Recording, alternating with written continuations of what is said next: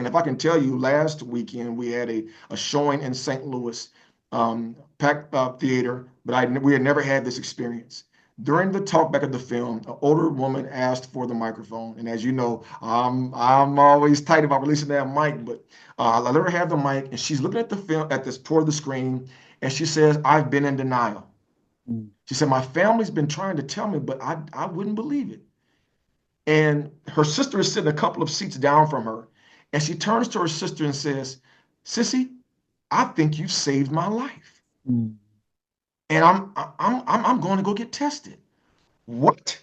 In that moment, in this outreach event, she realizes that she's been exhibiting some signs of dementia. And her family's been trying to get her help, but she hadn't listened. So when she turns to thank her sister for saving her life, half the theater was cheering, the other half was crying, right?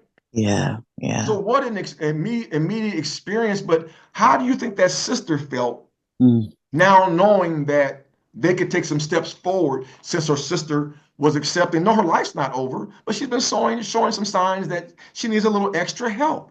And that's what it's all about. We would have never gotten that if we just talked the whole time about Mama Joe for 2 hours. So there Mm. has to be this good balance of us just our film just being a starting point, because even when we leave that city, conversations needs to continue with the providers within that community.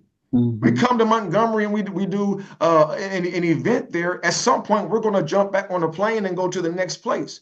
But conversation and interactions and relationships must continue with the families, the providers, the social workers within that community and in the next city.